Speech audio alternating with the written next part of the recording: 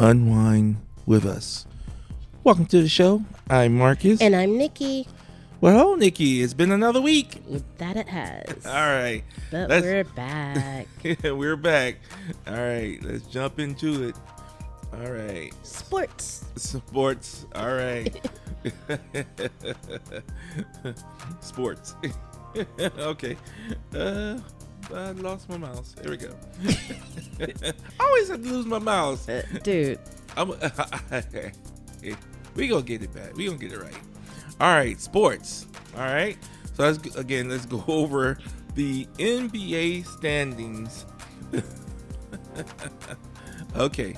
So as of right now, in the Western Conference, we got in the lead position, number 1, the Oklahoma City Thunders with 45 wins and 15 losses.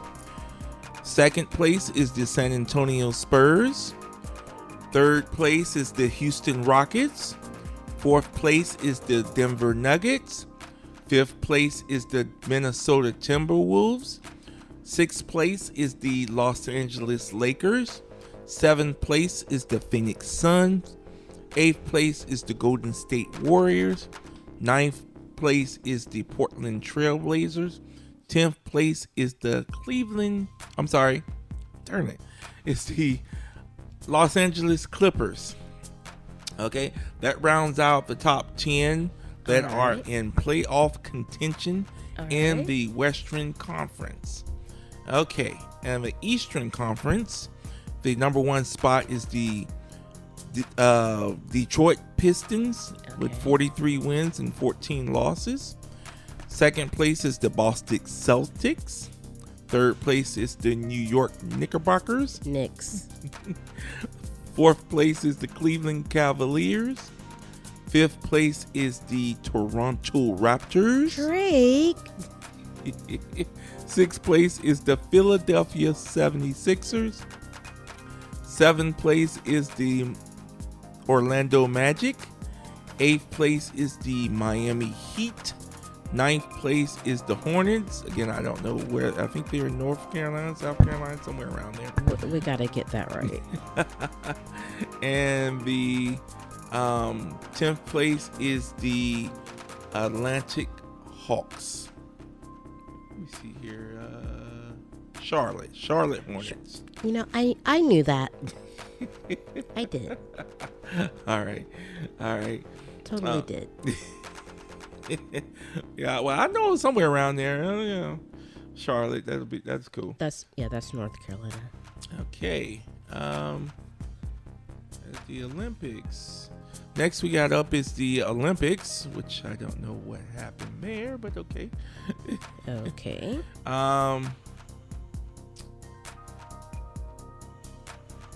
Okay, here we go. Norway led the 2026 Winter Olympics with 41 total medals, including 18 golds, followed by the United States with 33 medals and 12 golds. Okay, now to break down the winners, Norway had 41 medals and 18 golds, 12 silvers, 11 bronze. Norway set a record for the most medals and golds at the single Winter Olympics, dominating cross-country skiing and other events. The United States, 33 medals, 12 golds, 12 silvers, 9 bronze. Team USA achieved its highest gold medal count in Winter Game history. USA. Highlighted by victories in figure skating and men's and women's hockey. I always did love figure skating. Yeah, I like to watch the figure skating, especially the couples when they're doing all those, I guess you could say routines. I was going to say tricks and tips and tricks and stuff like that. But it's the routines, I like that. And I also like when they be doing the gymnastics, the floor routines and stuff like that. Yeah, that's talent. Yeah. Italy had 30 medals, 10 golds, 6 silvers, 14 bronze. The host nations performed strongly, particularly in alpine skiing. Oh, okay. Germany, 26 medals, 8 golds, 10 silvers, and 8 bronze. Japan had 24 medals, 5 golds, 7 silver, 12 bronze. France had 23 medals, 8 golds, 9 silver, 6 bronze. Switzerland had 23 medals, 6 golds, 9 silvers, 8 bronze. Canada had 21 medals, 5 golds, 7 silvers, 9 bronze. Drake. Netherlands had 20 medals, 10 golds, 7 silver, 3 bronze. Sweden had 18 medals, 8 golds, 6 silvers, and 4 bronze. Notable achievements: Johannes Hofhoff Kolobo of Norway. That is not that man's name. Okay. Klebo? I don't know. We apologize because that is. Hey, I know it's Johannes. Johannes is his first name. Okay. Became the most decorated athlete of the games, winning 6 gold medals across individual and team events, surpassing previous Winter Olympic records. All right. Team USA set a record for the most gold medals in a single Winter Olympics with 12, including historic wins in men's and women's hockey and figure skating. Brazil earned its first ever Winter Gold Olympics medal through skiers Lucas Pinheiro Bravin. And I don't know if that was a gold, but it just is their first medal. I apologize. I threw gold in there for some weird reason. In summary, the 2026 Winter Olympics in Milan Cortina featured 116 events across 16 sports with athletes from over 90 countries competing. Norway dominated the medal table, while the United States achieved historic gold medal success. Italy, Germany, Japan, and France rounded out the top medal winners nations, while several countries setting personal or national records. Nice. So that concludes our sports. And now we will go into our sports adjacent stories. All right. Let's get to the mess. You mute that. All right. Okay. All right. Here we go. Heat Grizzly fight spills into stands after cheap shot on Scottie Pippen Jr. The altercation started. They can't be coming for little Pippen. Oh man. The altercation started between Scottie Pippen Jr. and Myron Gardner. Late in the Heat Grizzly game, Scottie Pippen Jr. shoved Myron Gardner into the front row. The following several heated possessions between the two, sequences of escalated play led to the fight. Gardner delivered a hard box out, pulling Pippen to the ground or floor.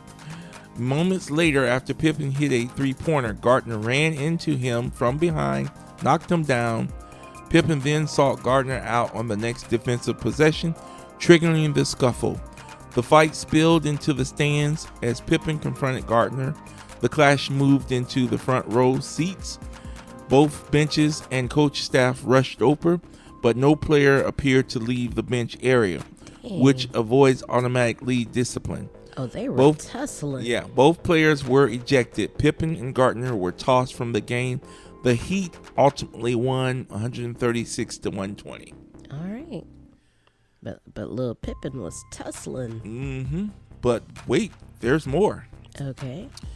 One night, fight, double OT, chaos, MSG drama. The NBA completely loses control. That's the caption. The night was basketball. It was full league-wide meltdown.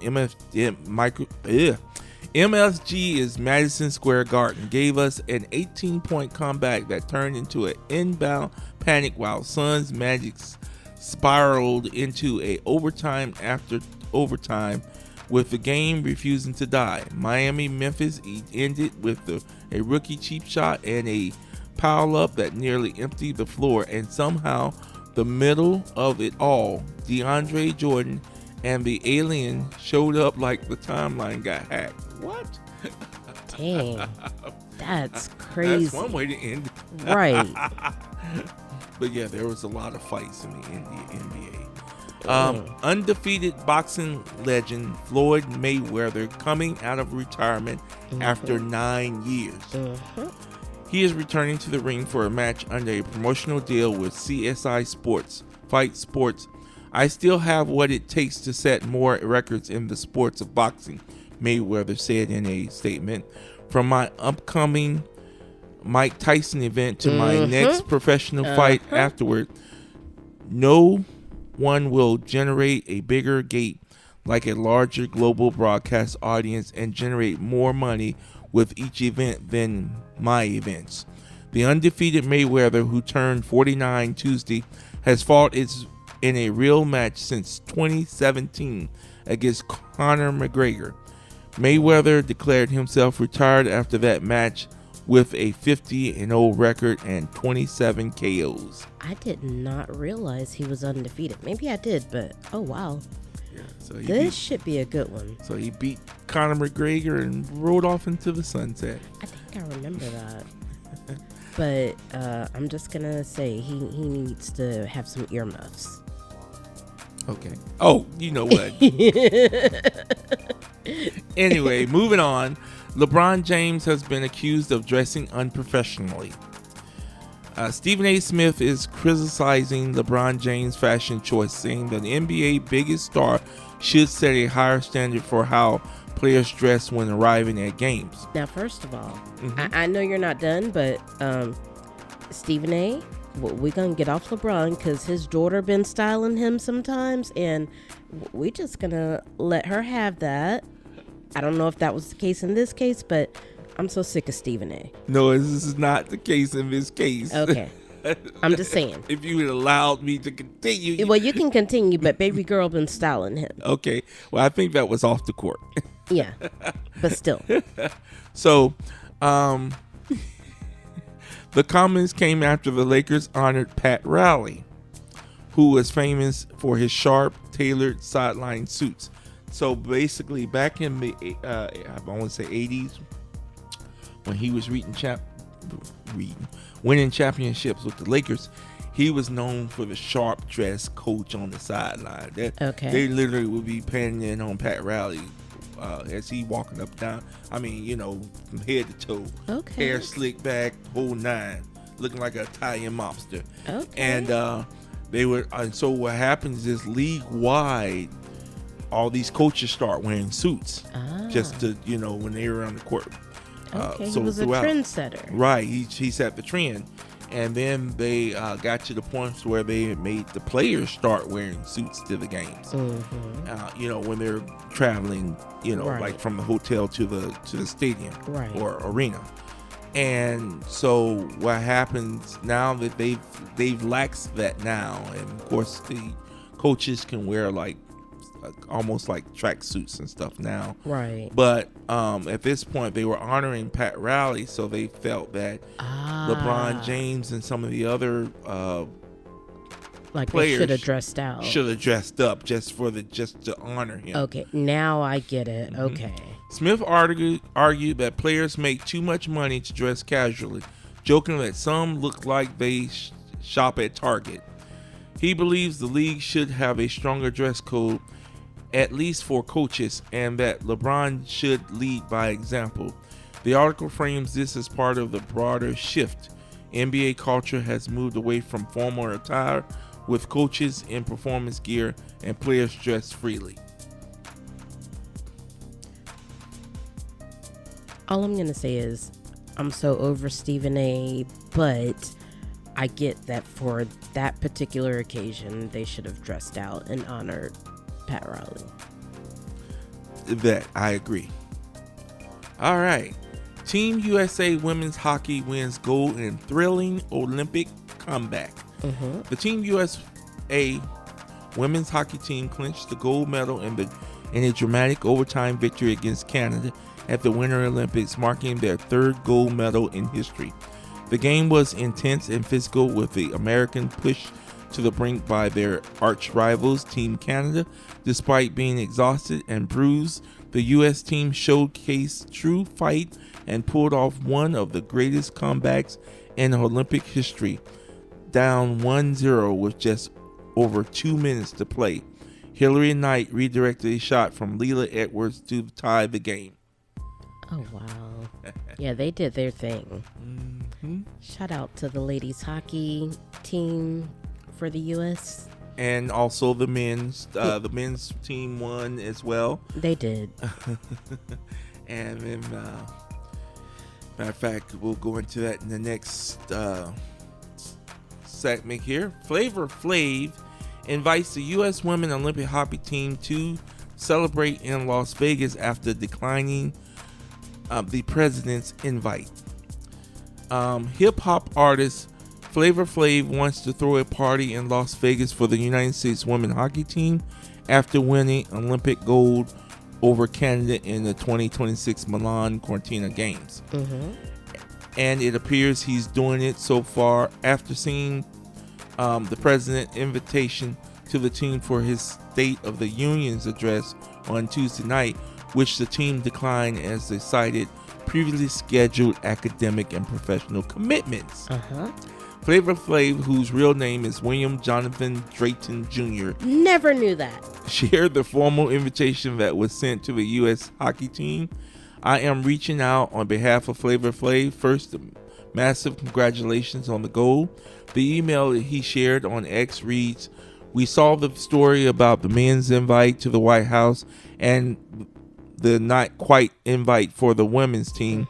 Flavor recently posted on social media as an idea and invited for the women hockey team to Las Vegas for a real celebration.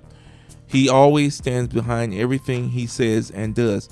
If there is any interest in for the team to come to Las Vegas and celebrate with Flavor, we will figure it out on our end and make it a lovely experience. Not a quiet invite." The email is likely referring to a phone call from the president to the men's hockey team Sunday, and he did make the similar reach out to the women's team, but as they said, they had a previous engagement. And from all intents and purposes, Flavor not only secured them to come to Vegas, he got the airlines involved, he got the hotels involved, yes, and the women's were treated like queens, as they should be. Right on. So, all right, but go ahead. This is not the first time Flavor Flav has stood up for women Olympians. Oh, go ahead, preach. Yeah, so ever since, I want to say, going back to the Paris Olympics, he, and don't quote me if it's the wrong one, but he's been the hype man and everything for the water polo women's team. And then as well, he got on board with the women's bobsled and skeleton team, which I'm not sure what that is. You are absolutely correct. So, and he sponsored and supported them as well. Yeah, so those times. Shout out to Flavor Flav, because I didn't even realize he had been doing all that, like a true advocate. Yeah, and he's done so much more. He may be well, I want to I want to say it black excellence, but it may be labeled something else down the road. But we're gonna start looking at some of these, because a lot of times we have situations where our artists, and whether it be an artist, movie star, whatever the case may be, they give back to their community. I'll say another one who does a lot is Shaq. I've been seeing Shaq. Lot of stories about how Shaq connects with the community, or different people in general who may reach out, and he actually gives back or reaches out to them in different cases. So he's another one I want to lift up. Yeah, so definitely we're going to start giving some of our I'm going to say artists, because they're all artists in one way or another. So I'm going to say artists. We're going to give the artists their flowers. I guess I don't know if it's going to be a Black History moment or Black Excellence. Yeah. Not history, Black Excellence moment. But we're going to definitely continue with that, because there's there's like say we did earlier. We've already done on my boy Golden State Warriors, Steph Curry. We got some of his accolades out with him and his wife. But there's many more. There's many more. You know what? But like I say, Shaq has done a lot for his community. And there's a lot of other artists out there. There are. Like Megan. Megan's done good for Cardi. There's a lot that gives back. And then I also love it when you hear stories of people hanging out with the publics, you know, being with the people. Right. I want to say specifically A$AP Rocky and Rihanna. I've heard stories about that recently, which we'll cover that next week. I don't know if you know that Rihanna's birthday was recently. Okay. I think it was February 20th. Okay. And Rocky treated her nicely. He had better. So again, we commend Flavor Flav for what he's done, and like I say, we want to shout out to Flavor Flav, a true advocate. Right, we're going to come up with a proper name for the segment, but definitely we're going to start giving flowers out to people that are doing good, such as even though I know it's controversy. Also, a person that helped out was Tyler Perry, especially during these storms and whatnot. No, I'm not going to do that. He really does, but yeah, sure. So, and I'm sure, and when we have these national disasters, and we'll start bringing those to lights too, as far as like when, you know, people. One thing about it, we may be divided, but when situations happen, this country does stand up and come together and work as one. Sure. So, all right, let's keep it moving. Next, we have Steelers trade pitch for a former number one pick could create major domino effects. So basically, long story short, the Steelers are also looking at their future, and also with the Aaron Rodgers on the fence. Boo. They're looking to trade for Kyler Murray. Are they trading Aaron Rodgers? I'm saying that's all I want to hear. That's okay. So this is kind of a backup plan. What they're trying to do is if Aaron Rodgers kind of flakes out on them, they're going to try to pull in or trade for Kyler Murray, which what's happening in Arizona. They got a new regime in there, and they might want to depart ways with Kyler Murray. So the Steelers are basically trying to make sure they get it first on the bid for him, you know, because basically they have to buy out the contract. There's a whole bunch of stuff, you know, they have to go through, and then of course to make it the cap money and all that fit, they may have to throw in some other picks and also include other teams in the trade. So we'll see how that goes, because Kyler Murray was a number one overall pick when he was selected in I think it was 2026 or no, I'm sorry. When did he come out? Some years, 2017, somewhere around there. He's been in the league a while, but he was the number one overall pick. So they're talking about giving a 7th round in 2026 and a 5th round in 2027 for him. So if they want giving up those draft picks. All right. Next, we got NBA legend Allen Iverson mourns the death of his homegirl. Okay, so this is that homegirl is Kyra Braxton. Okay. All right. So Braxton was a 10-season WNBA veteran who won 2 championships with the Detroit Shocks, 2006 and 2008. And earned All-Star honors in 2007. She also played for the Tulsa Shock, the Phoenix Mercury, and the New York Liberty, and was SEC Freshman of the Year at the University of Georgia before turning pro. On Tuesday, Iverson honored Braxton on Instagram, sharing a heartfelt tribute. My condolences goes out to the family and friends of Kyra Braxton.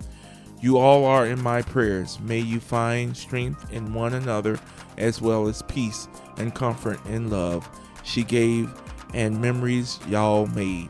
I'll never forget the smile and laughter of my homegirl. Rest easy, my friend. Oh, wow.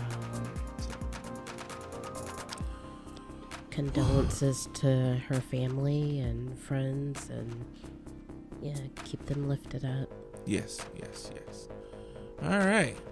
Next, we're going to go into technology and gaming news. Dun, dun, dun, dun. Again, technology and gaming news. All right. This one is big. Xbox Phil Spencer retires as Microsoft shake-up gaming unit. Oh, yeah. So, Xbox leader shake-up. Phil Spencer is retiring. Phil Spencer, the longtime public face of Xbox and head of Microsoft Gaming, is stepping down after a decade at Microsoft. He actually was with the company 38 years. Oh, man. He joined the company in 1988 and became one of the most influential leaders in Xbox history. I don't even think Bill Gates was a billionaire back then. Major leadership. Wait a minute. What?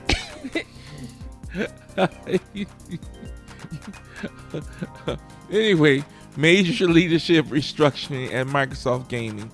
Asher Sharma, former Instacart COO, will take over the new head of Microsoft Gaming. Matt Booty is being promoted to Executive Vice President and Chief Content Officer.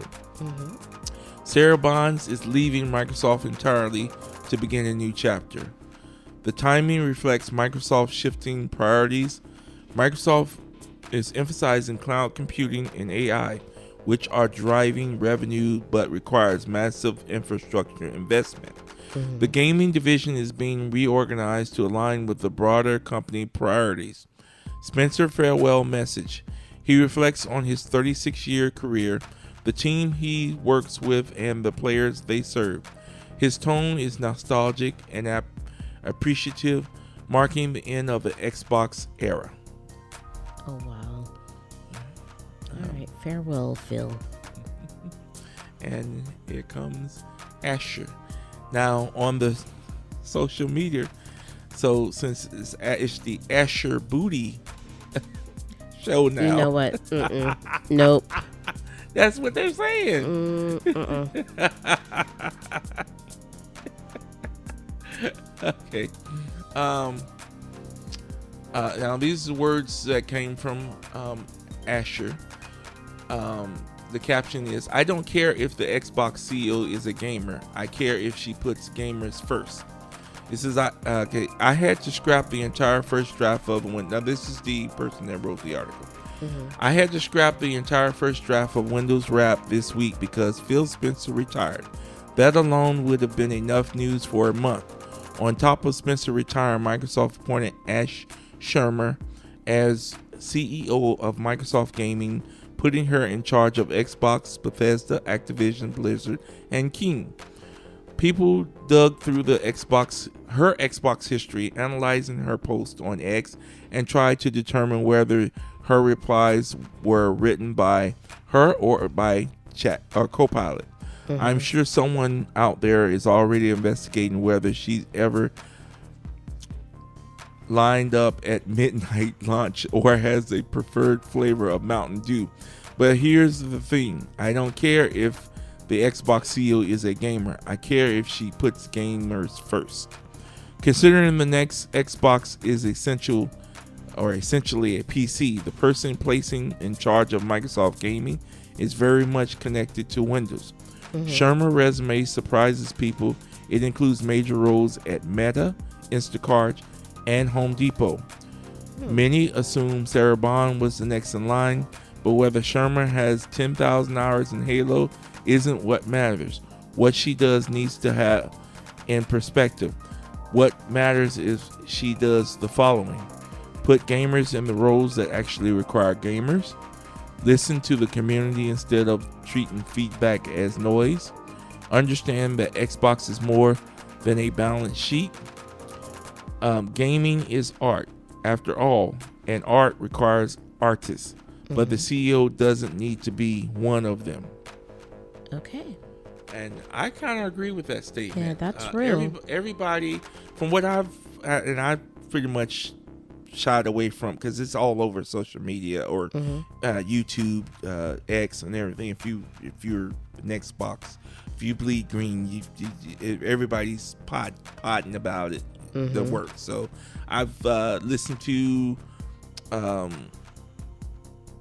3 or 4 podcasts, and then I just shut everything off because it's just this regurgitating everything and speculations and all this stuff, and it's just too much, as you like to say. Yeah, too much. Yeah. So I've really just kind of like, it's time to, because like I say, majority of what is planned for Xbox is already planned. And even this was some words that Sharma said, that people were asking what changes was she going to make, and she says the plan is the plan until it's not the plan. So which makes sense. And basically everything's going to stay the course, and when it changes, it will change. All right. So we're good with that. But also, since Sharma was coming in, and like I mentioned earlier, that it's Sharma and Matt Booty, or Asha Sharma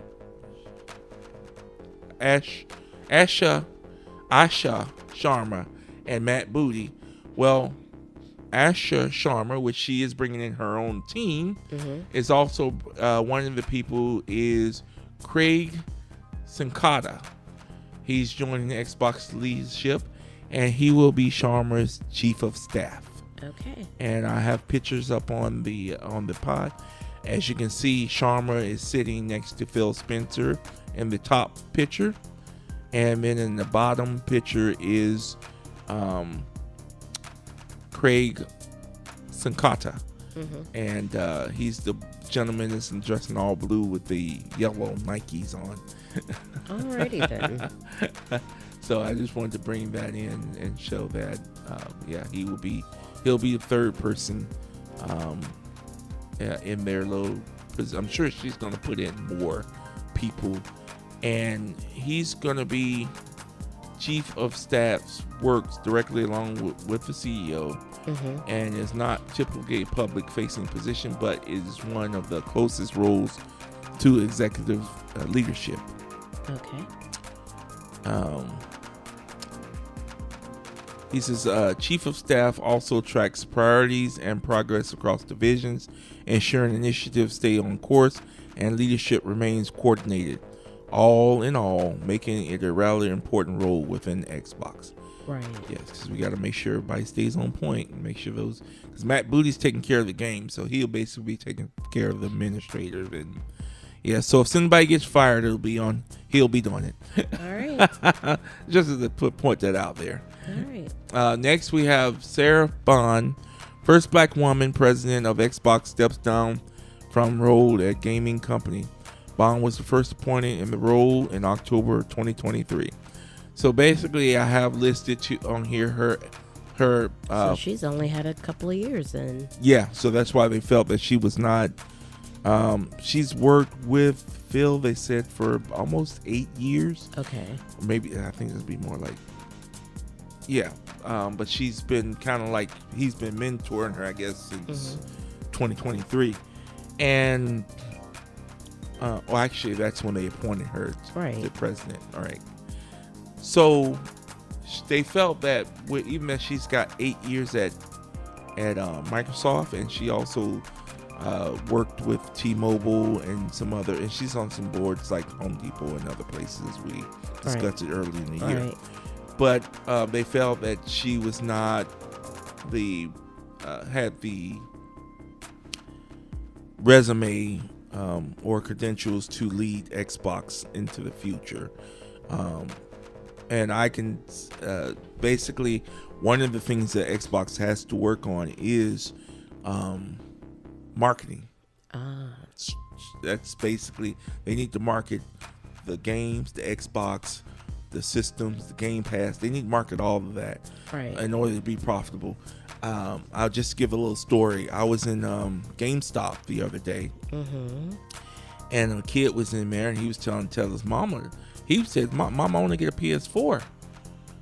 And at that moment, I looked and I said, "I want to have questions." I started to ask, I'm glad you did. I did not, but I wanted to ask. I wasn't going to, I just wanted to ask questions as to why was he choosing the PS4.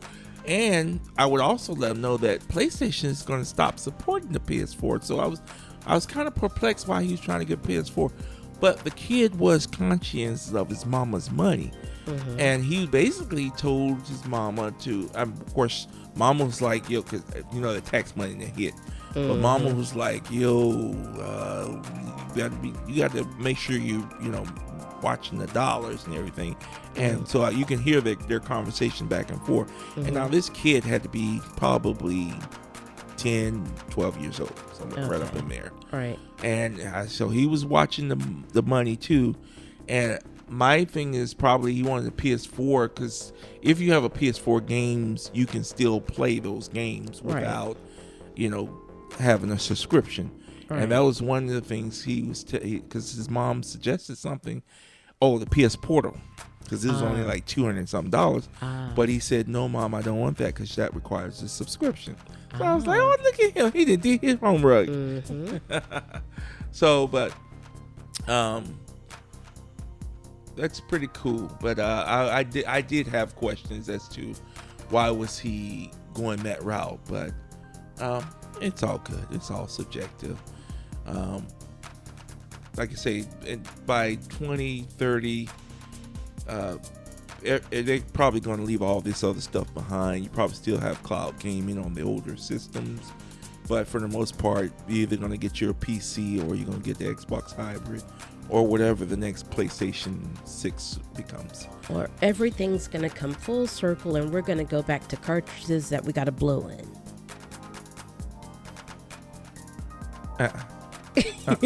No? No. Okay. No. All right, next. GTA 6 full list of side activity shows will be playing this game for years. Okay? So Grand Theft Auto 6 is basically guaranteed to be one of the most ambitious games we have ever seen, as fans and Rockstar next crime-riddled epic sex costs of at least $1 billion to produce. So they've spent $1 billion to make this game, according to estimates. Okay. As such, expectations are very, very high, to the point where it actually a little tricky to see just how Rockstar will be able to live up to them with the final product. In any case, they're going to give it a damn good go, and they're looking for far beyond just the main story and inevitable multiplayer madness. As with previous GTA releases, the single player is set to feature a bunch of side activities to keep players interested, either during the main narrative or after it has been beaten. Now, new leaks are suggesting there could be more than ever, and one in particular could keep us playing for a very long time. GTA 6 looks like it's packed with side missions. Over on Reddit, one user shared a document collating a list of side activities that will supposedly be available in GTA 6 release. The headlines act undoubtedly fishing, but it will be joined by dice, golf, racing, and scuba diving, as well as a more professional pursuit, including courier work, van shipment, and of course, robberies. Of course. GTA 6 release date update has fans counting down the days.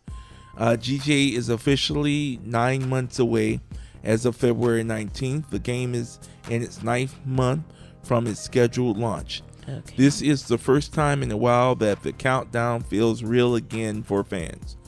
Delays are slow hype, but anticipation is rising again.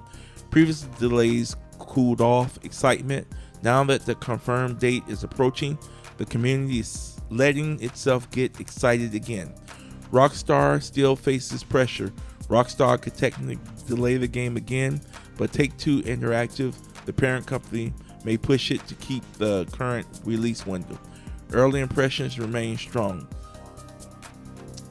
So we're looking at, I think, what would be September 19th, I think it is. So looks like we might actually get GTA 6 before that Blade movie.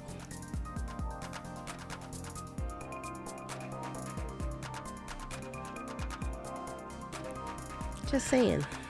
Okay. I didn't know what, but looks like it's coming.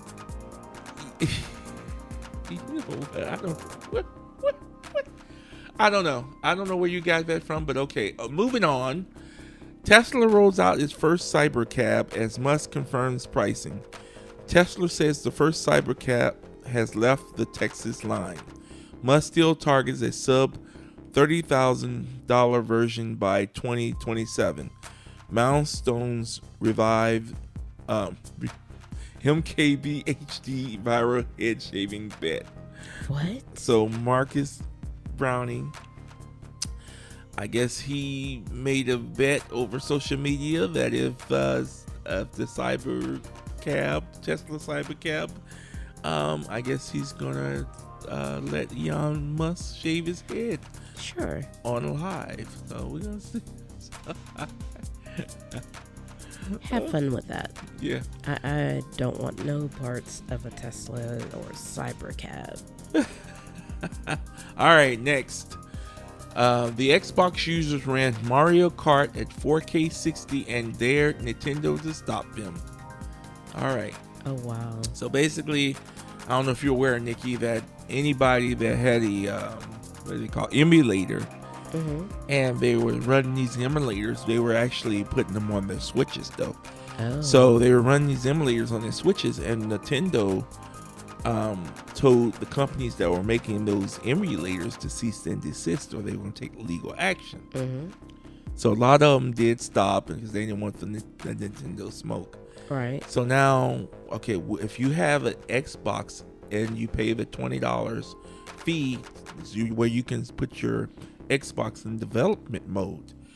Well, one of the things that development mode is, because that basically puts the Xbox into a more of a PC status, is to make it simple.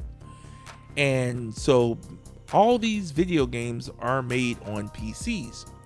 So what happens is you got a disc, it's in development mode, you put the disc into your Xbox and it will play, and you can play the game like normal.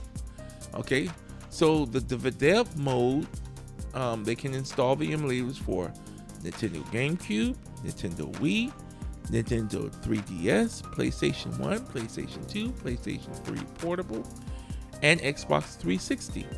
So if you can imagine that if somebody can get hold of these emulators and put them on their Xbox, and they can play the game 4K 60, and there's not a darn thing that Nintendo can do about it. Oh, wow.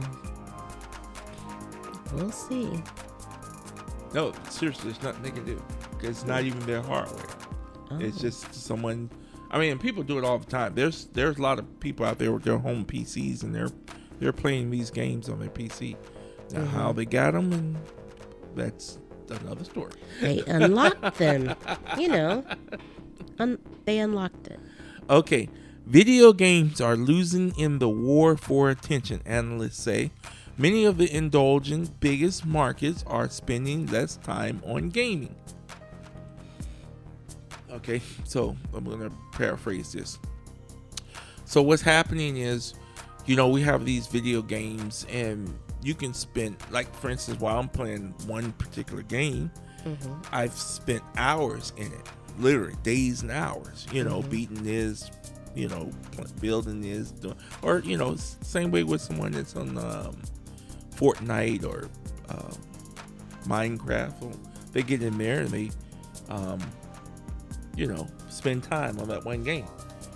And so what's happening is these video game companies are making these big budget games that are costing millions upon millions, you know, $200-400 million, and the kids nowadays don't even look at them because they're so used to getting in, playing the game, beating the game, or whatever. Like I say, got a little tournament in Fortnite, and you know, and what Fortnite does is I think the game lasts 2 minutes, and they're battling for like 2 minutes. I mean, they do the setup and everything, but when it's like a little tournament shorts, and they're battling for 2, 3, maybe 4 minutes until you had your sole survivor, and that's who wins the game. Well, with any game, and I'll just say, let's say Star Wars Outlaw. Well, this is an epic game.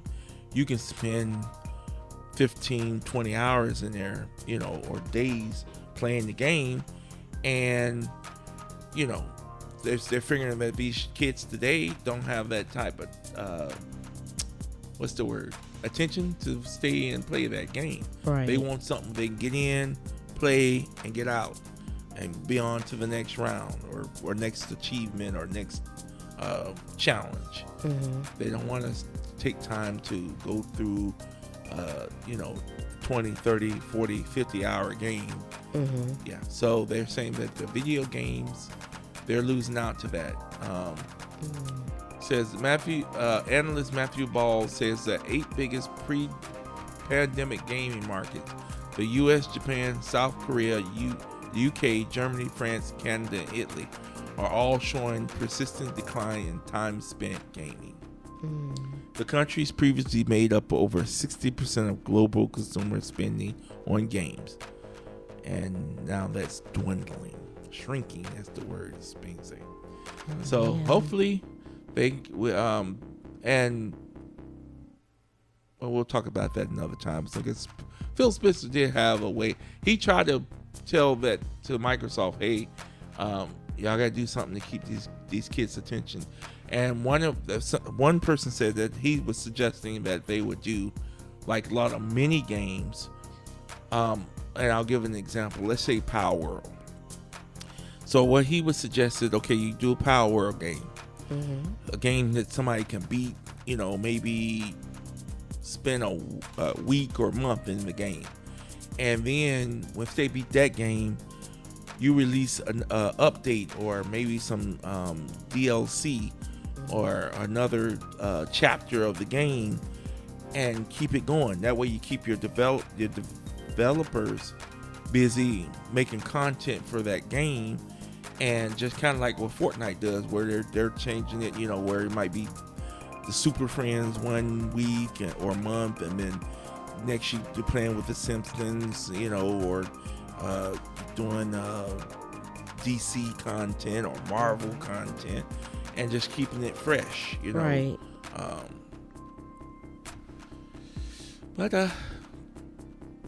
So hopefully I don't know what the solution will be, because I like some of these big budget games. They're real nice and everything, but I do like you know, the short, quick games. Right. All right. Blizzard. Now, this is something that I thought was real nice. Okay, so Blizzard is offering 300 Diablo 2 resurrected players a once-in-a-lifetime opportunity. So basically what they're doing is the first 300 players that reach level 99 on hardcore as a warlock, with the debut of Diablo 2 Resurrected Ladder Season 13 and the release of the Reign of the Warlock DLC, Blizzard is celebrating the occasion by letting fans become part of history with a challenge. So this is what they win. They're gonna create a I guess a statue, and the 300 players are gonna be immortalized on that statue. Oh wow! Outside, I guess Blizzard's building or something of that nature. So, but it'll be the first 300 people that reach level 99 hardcore. And the contest started February 20th, and it will 5 p.m. PST, and it will continue until they get the 300th person. All right. All right. And Blizzard was a part of Activision, right? Right. Activision Blizzard King. Okay. Yeah. The latest Steam Next Fest features a pile of Power World like as witches, as airships battling over the creatures, collecting survival subgenre. Okay, so basically, even after Nintendo tried to take down Power World, now they're hitting back, and other developers are creating Power World like games. So they say Power World but with witches, Power World but with airships, Power World but like a charming picture book, and so on and so on. And we also know that Power World is coming out with farmland. So basically, you still have your pals and everything, but it'll be primarily a farming game. All right. All right. Well, that concludes that gaming and technology. And now we're going to go into celebrity entertaining news. On to the shenanigans.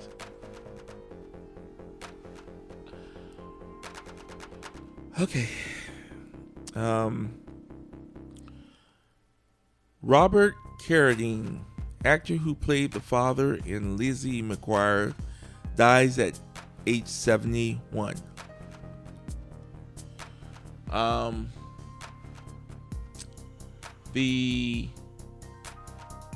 Remember the renowned acting dynasty. He also earned fame in his role in The Revenge of the Nerds.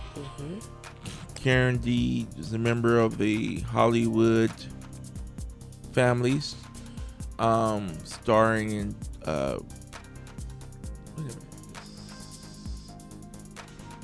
he was a student in the film Revenge of the Nerd and portrayed the well-meaning and sometimes goofy father in the Disney series Lizzie McGuire.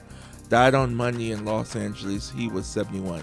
While Robert Carradine did not reach superstardom, he cultivated an acting career spanning 5 decades, appearing in several award-winning films.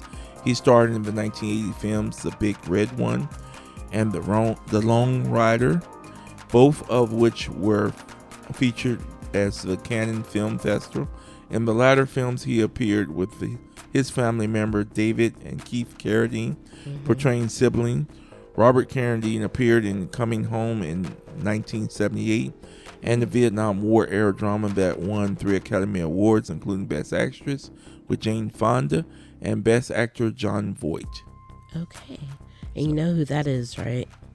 What's that? Jon Voight? Uh-huh. Yeah, he's Angelina Jolie's father. Right. Yeah, I know that. Pete Okay.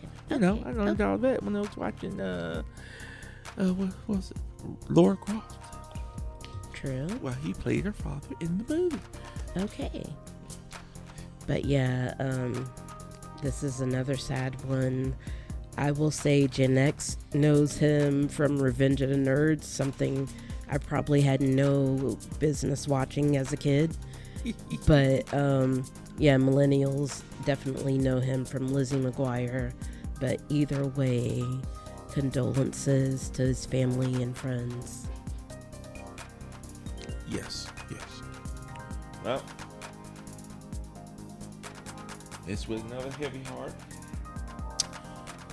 We lost Eric Dane, Grey's Anatomy and the Euphoria star, dead at 53. Yeah. Eric Dane, the handsome and hunky actor who steamed up primetime TV on Grey's Anatomy at the height of the show popularity, has died. According to his publicist, he was 53. With heavy hearts, we share that Eric Dane passed on Thursday afternoon following a courageous battle with ALS. He spent the final days surrounded by dear friends, his devoted wife, and his 2 beautiful daughters, Billy and Georgia. who were the center of his world. The statement reads, "He will be deeply missed and lovingly remembered always." The statement added, "Eric adores his fan and is forever grateful for the outpouring of love and support he received." As I mentioned also, he was able to say farewell.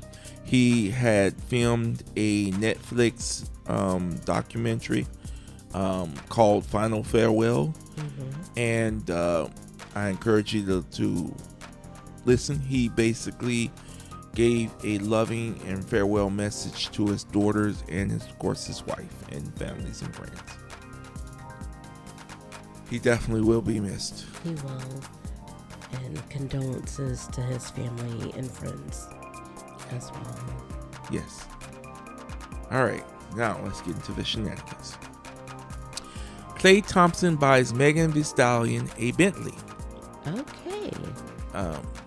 Megan Thee Stallion got a huge birthday surprise for her 31st birthday. Megan returned from a tropical trip to find Bentley Mousseline waiting for her, a gift from her boyfriend, NBA star Klay Thompson. Now, this car is out of production, so he had to go and buy it used. Oh, wow. But this was a $300,000 car. Wow. Shout out to Klay. Yes. All right. Next, Tyra Banks responds to American Next Top Model judge stroke sparks backlash. The former ANTM judge suffered a stroke, which that was Miss J. Yes. The article centers on a stroke suffered by a judge from American Next Top Model. This incident has resurfaced broader conversations about the show's past controversies. Tyra Banks responds, triggering criticism. Tyra Banks reacts to the judge's medical emergency has sparked backlash online. The visible portions does show her exact comments, but the frame makes clear that many viewers found her response inadequate and insensitive. American Next Top Model troubled legacy is highlighted.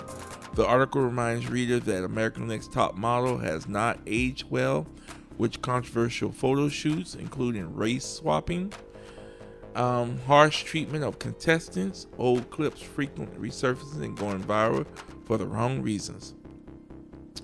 And just as a side note, they're going to reboot the show. That was what the whole document was about. Yeah, she basically used the documentary for promo to announce Cycle 25. So we'll see how that goes. If there are any changes that are going to be made, or if she gets canceled. That's a very good question. How's the public going to respond? Now, basically, it's another form of reality show, but again, it's going to be very interesting to see how it flies.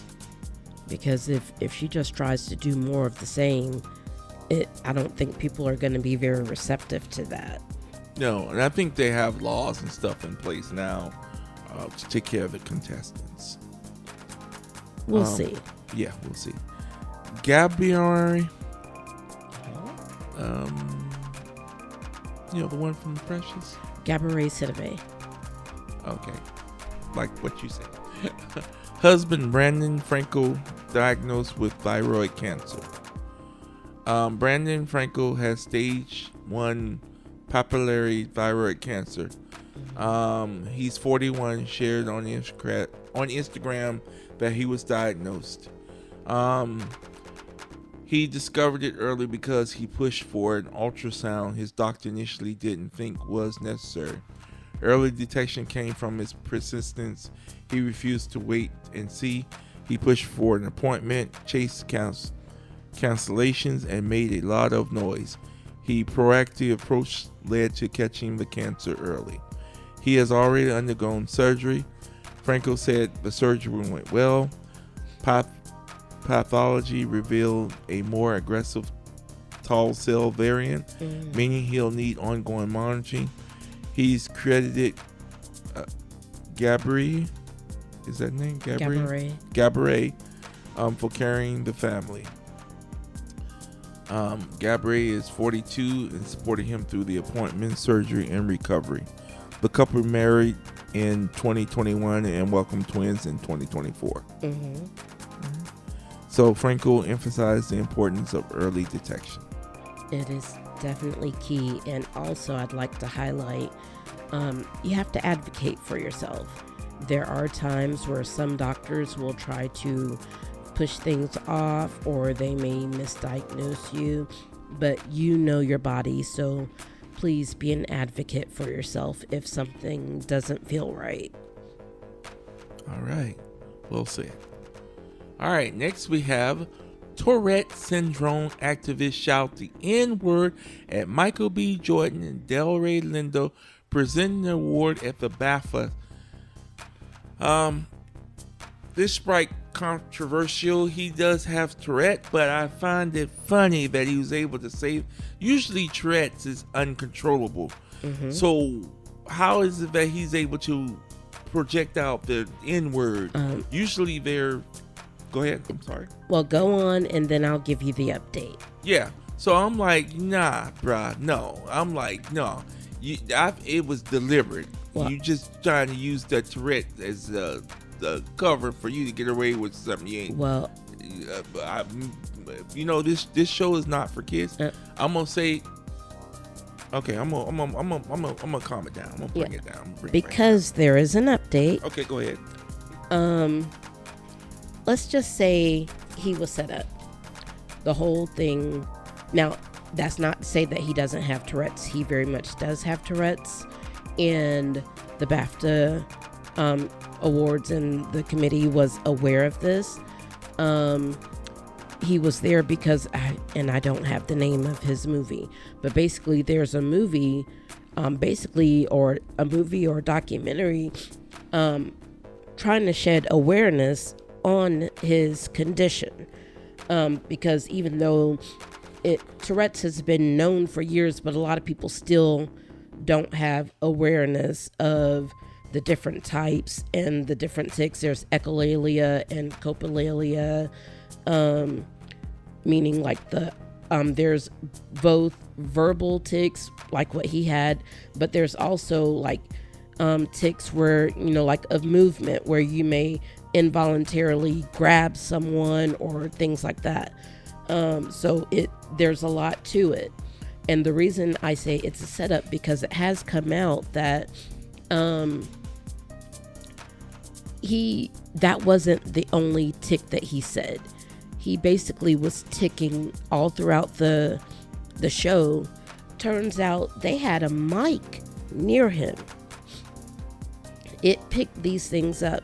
He actually did issue an apology, which I wasn't aware of at first. But let's just say there was some strategic editing. So other things were edited out of the show. That particular racist tick, as people are calling it, was deliberately left in the show. He actually felt embarrassed and felt bad, and he left the show early because he realized that it caused a stir. I'm not taking up for him in the way that I felt the same way as you did initially, like, hey, there's no way. But like I said, as more came out, that wasn't his only verbal tick, but that was the one that was highlighted. So yeah, BAFTA, you need to get it together. And I also want to highlight that Michael B. Jordan and Delray Lindo handled themselves as true gentlemen. Yes, they didn't, as they like to say, break character. They went on with the presenting of the award like nothing happened. Right. All right. I'll calm down then. Yeah, there's a lot more to it. Because that was one of the things that they were saying. Why didn't I think it was CBS edited it out? Right, because it was pre-recorded, and the fact that other statements were edited out, like political statements and things of that nature actually were edited out, but those comments of his tics were left in. That was very much deliberate. And they had hours before airing to do this. Yeah, because all it is isolate the background noise and right. And they could have, like you said, edited it out. Mm-hmm. So I'm going to put that more on BAFTA or the network than on him, because he actually was apologetic and embarrassed, and he left the show after realizing what he did. Okay. All right. I'm gonna calm down now. I'm thank you for the update. Right. All right. But this one here, this next one, Shia LaBeouf. Oh yeah. Mug shot was released after Mardi Gras arrest in New Orleans. All right. Hold on to your seat. Let me tell you everything he did. Yeah, he was acting up. LaBeouf, 39, was arrested early on Tuesday morning and taken to the New Orleans Parish Prison in Louisiana after he was involved in a tense physical altercation while celebrating Mardi Gras in the Big Easy. Police claim LaBeouf called the man a starts with F, ends with S, and he threw punches at both men, and he didn't stop yelling slurs at the men once cops arrived to investigate the matter. These FS put me in jail, LaBeouf said, per the report. I'm a Catholic. Hours after his arrest, the Disney Channel alum was quick to continue his partying, and at one point even made light of his legal troubles by dancing with his paperwork in his mouth. The following day, Page Six obtained exclusive photos of the actor going on a run and then attempting to attend church on Ash Wednesday. You know what? Now he need to stop. Let's just stop right there. Oh my gosh. After his arrest, the actor jokingly tweeted, "Free me." I can't. I just can't. He needs to stop drinking the hurricanes and sit down somewhere. Exactly. All right. Next we have this is another PSA you could say. Jersey Shore Nikki reveals cancer diagnosis. I got to keep attacking this, and everything's gonna be great. Nicole Posey, best known as Jersey Shore audience as Snooki, has revealed she's been diagnosed with cervical cancer. In a video post on TikTok, Snooki revealed she had, of course, cervical cancer following a recent colon biopsy. It came back stage 1 cervical cancer called androchrome. That. Noma. Mm-hmm. The MTV star said, obviously not the news I've been hoping for, but also not the worst news just because they caught it so early. Thank freaking God. Snooki went on to discuss the importance of regular tests and suggests that women get routine pap smears. You gotta. Woo. Okay, next we got the BAFTA Film Awards.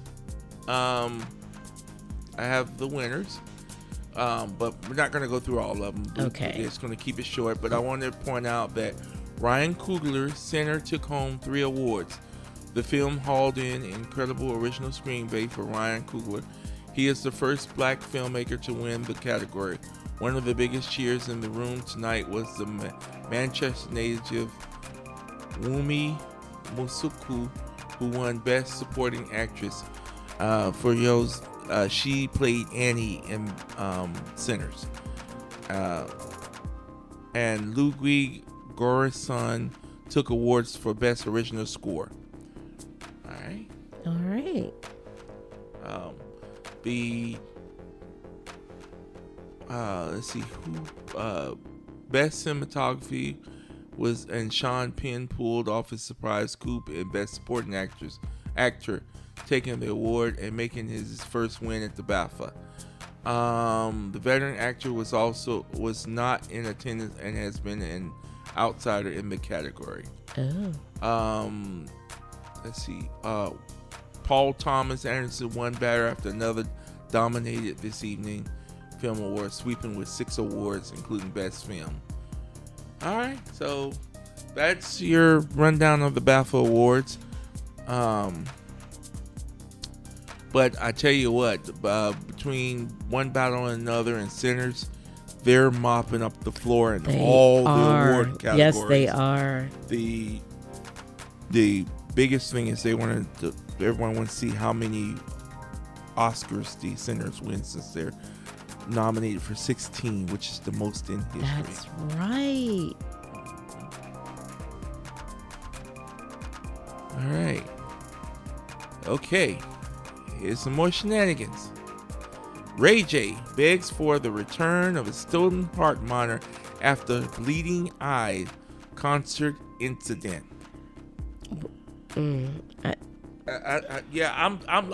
This was like what do you want to call it? I don't know what you want to call it, but he needs to go sit down somewhere, as you like to say. Right. I want to put him. Let me tell you how he lost the heart monitor.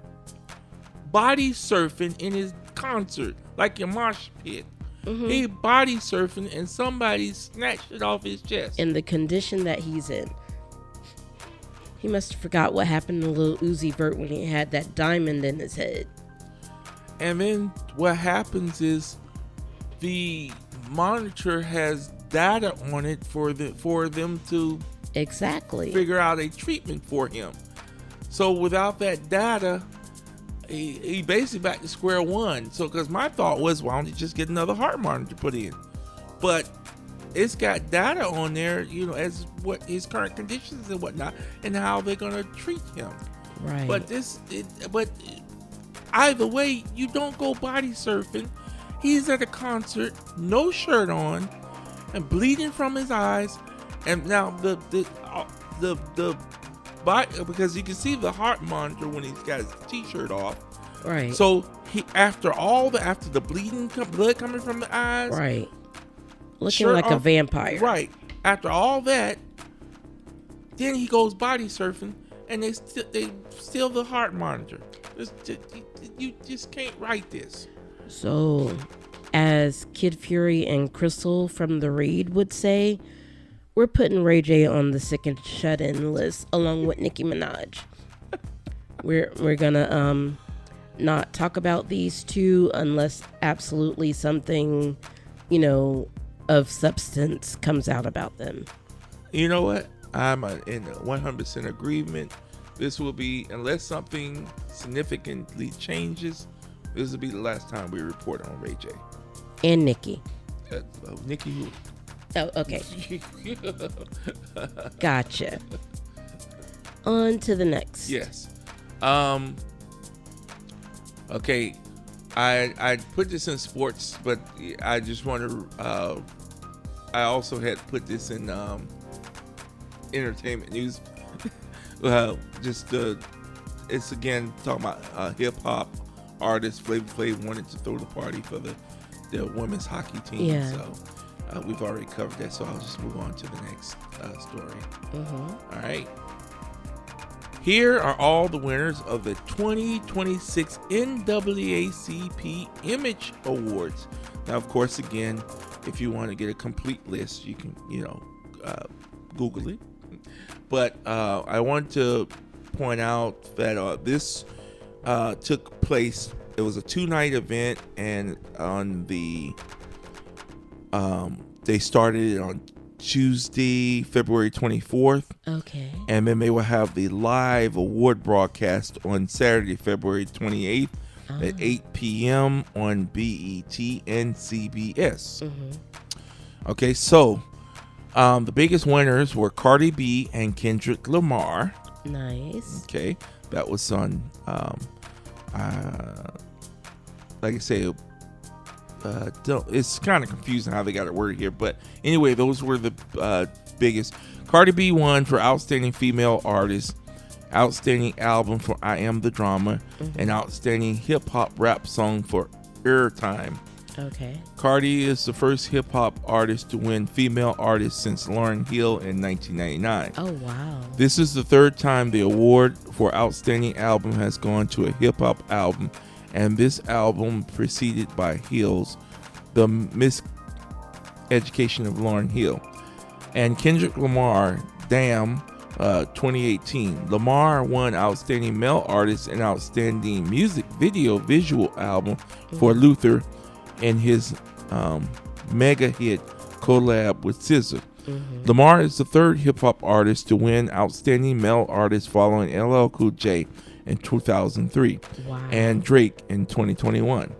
Also on Tuesday, Sinner won both Outstanding Soundtrack, Compilation, Album, and Outstanding Original Score for a TV film. The Don Lemon Show and IMO with Michelle Obama and Craig Robinson both won 2 podcast awards. Lamar is nominated for Entertainer of the Year on Saturday's show, along with Cynthia Erivo, Doechii, Michael B. Jordan, and Tiana Taylor. Nice. So, tune in to the BET or CBS for the NAACP Awards and see who takes home the Image Awards. Okay. All right. NBA YoungBoy announces the birth of his 13th child. My gangsta had her baby. It's the caption. Wow. So we were, everybody talking about Nick Cannon and how many kids he had. Then I did one with, who was that? I know it wasn't Genuine. They had 9 kids. I can't remember. It's been so long ago. But anyway, yeah, young boy has passed Nick. Yeah, young boy got 13, and he's married to his current baby mama and has 3 kids with her. Yeah. So that happened on Sunday, February 22nd. And Yaya Mayweather is somewhere sliding down a wall. You care to explain on that? Well, I don't know which number baby mama she is, but she has KJ, that's her son, and she has never gotten over NBA YoungBoy. So whenever she sees him post about his wife or anything like that, she is very much in her feelings. Oh, okay. Like the rest of them have pretty much gone on with their life and taking care of the kids, but Yaya, yeah, she's on another level.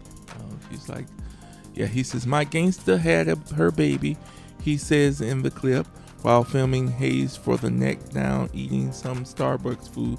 He then asks her how she's feeling, to which she replies, relieved. I know that's right. That is so real. Relieved, hungry, you name it. But after you, yeah, that's real. All right. Next, we got Destiny Child reunites on a boat as fans are convinced the group are coming back together. So Destiny Child announced its disbandment in 2005 during the middle of their world tour, with lead singer Beyonce going solo. But fans are convinced that the band might finally be coming back together after a new picture was posted with Beyonce's father, Matthew Knowles. The girls have remained close since the split, even reuniting for a performance of Beyonce's final night of her Cowboy Carter tour in July 2025. The ladies enjoyed a surprise reunion moment wearing chaps, glitter, and gold. Over the weekend, Matthew shared a picture of the ladies all together again on a boat, simply captioning it with the ladies. And Matthew was the creator and manager of the group when they formed in Houston, Texas back in 1990. Wow. Wow. Very interesting. Yeah, we'll see how this goes. All right. Next, we have more shenanigans. Hillary Duff confirms We Don't Talk is about her estrangement from her sister Haley. Oh, I didn't know that. Yeah, Haley Duff made a rare comment on her rumored feud with her older sister Haley Duff. Basically, it's a lot of speculations, but they have not spoke since the pandemic. Ooh. Yeah, so apparently, what's tea? yeah, so they what basically is happening, I guess, during the pandemics, they had a falling out and they stopped talking to each other. Oh wow. So Haley has written a book, and she's Haley or Hillary? I'm sorry, you're right. Haley. Yeah. Hillary? Good Lord. Haley. Yeah. Well, anyway, Hillary, yes, has written a book, and she's out promoting that book. And of course, the fans are speculating based on that I guess a certain chapter in the book is talking about Haley. And it says, through Hillary refrained from explicitly mentioning Haley, she did acknowledge that her fans likely know the personal details of her life without even having to say. People have known my life since I was a child, and so they know all the characters in it, and they know what makes, good Lord, knows what I'm talking about, she continued. For me, it was important to open about that theme. It genuinely came from the heart.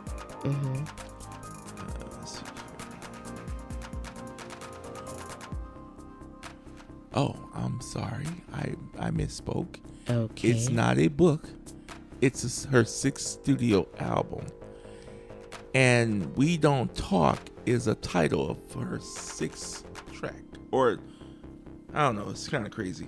It's a track. Yeah, let's not give misinformation. Okay, it's a track off her 6th studio album. Okay. So, yes. Okay. So, I corrected. It is a album, not a book. And she was doing an interview in Rolling Stone, and I guess they were going over the track list. And the fans fans have, what's the word I'm looking for? Well, they think that We Don't Talk is about her relationship with her sister. Okay. So there's speculation. Speculation, right. All right, so let's move on. Sexy Red is still jamming to her Beat It cover after Michael Jackson estate condemned it unauthorized use. Let her keep it up. She's gonna be out here looking like John Lennon. Or Paul McCartney, rather.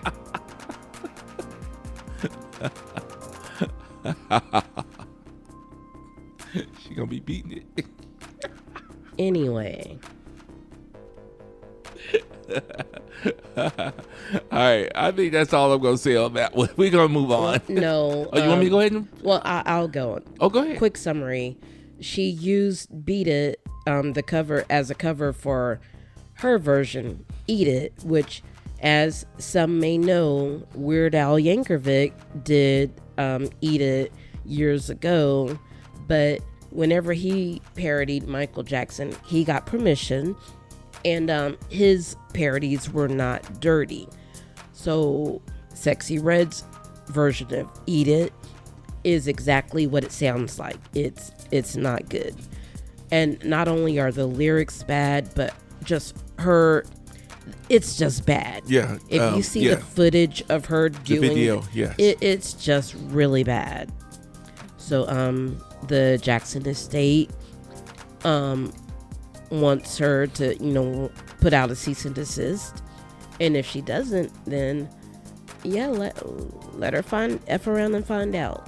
Yeah, it says, according to the U.S. Copyright Office, artists and estates maintain exclusive right to the reproduce, distribution, and creative derivative works for the copyrighted music. Additionally, information on the copyright protection can be found at the copyright.gov. But yes, the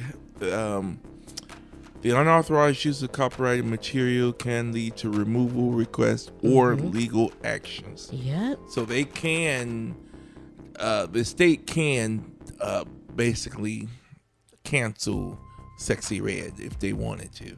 So we'll see. Like I say, and like you say, especially on the heels of this biopic coming out, yeah, that's just not a good look. Right, that's coming out this year. So they probably gonna she gonna get squashed. Oh yeah. So we'll see how that goes. All right, we'll keep our nose to the grindstone. All right. Jennifer Lopez twins Emma and Max are officially adults now. That's crazy. Yeah, they turned 18-year-old twins. She had twins with Mark Anthony. And they sang with Lopez at the 2020 Super Bowl and are preparing to go to college next year. Lopez has vocals about how close they are. But that's like crazy. Yeah, so.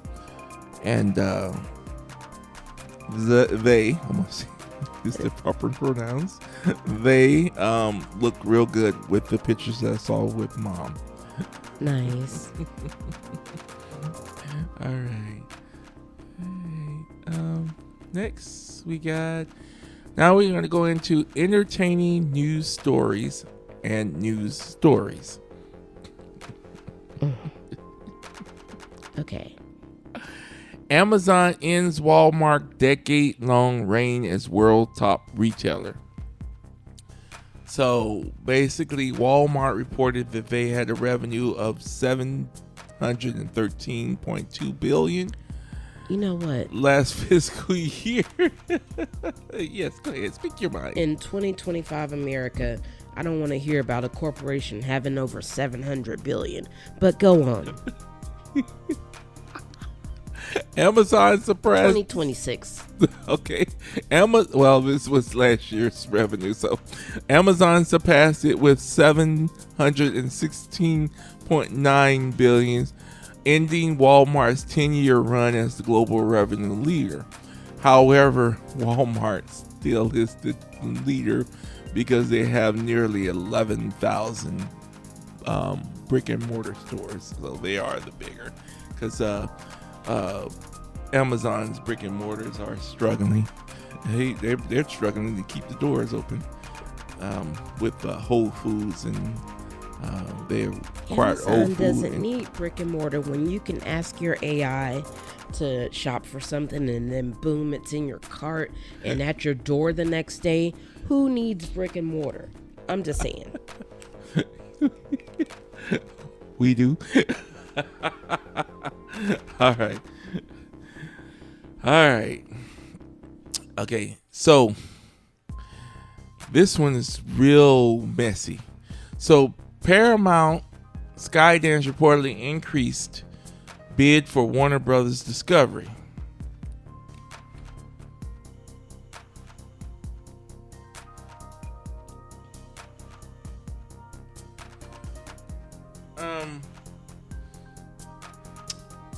So the reports is that Paramount Skydance upped their bids to approximately $32 per share to buy all of Warner Brothers. And so Netflix granted I think it was 7 days to where Paramount can come in and talk to Warner Brothers. And so breaking news, with Paramount coming in and projecting the $32 per share, Netflix has walked away from the deal. Right. So it looks like Paramount will be buying Warner Brothers Discovery, and this is I think this was been a bad deal. I think it would have been a better deal for Netflix, but now, but Netflix still has at least 4 days to respond. So them walking away. Who knows? In 4 days, they may come back and make another offer. Right. But one of the things that they didn't want to do is for Paramount to come in and have Netflix playing more money. So basically, Netflix said, no, we're not playing these games. If Warner Brothers is going to entertain Paramount's bid, then Netflix say we're out. Right. But the board still had to vote on the final bid. So, like I say, it may be over, but it might not be over. Mm-hmm. All right. Oops. All right. Now, news story. Punch the monkey was abandoned and bullied. Punch. Then an IKEA toy changed everything. Punch is a baby macaque. Oh, macaque? Oh, that's how you say it? Mm-hmm. Abandoned by its mother.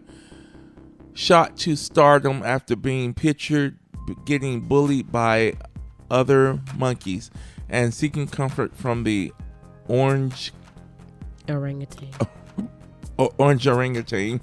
toy of Ichiwaka Zoo outside Tokyo. Yeah, so basically 6 days after Punch was born, as we know, he was abandoned by his mother and gifted the orangutan Stuffy because baby monkeys, especially macaques, cling to their mother, for quite some time as infants, and he didn't have that. So you would find him clinging to his Stuffy as the zookeepers, would nurse him and things of that nature.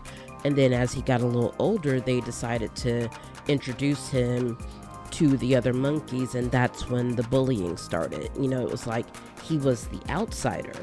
So the zookeepers basically had to kind of let nature take its course, but videos of this getting out is like the world's hearts are going out for Punch, because after seeing him get dragged around and then seeing him run to his Stuffy for comfort and hugs, it's like he wanted the Stuffy to hug him back.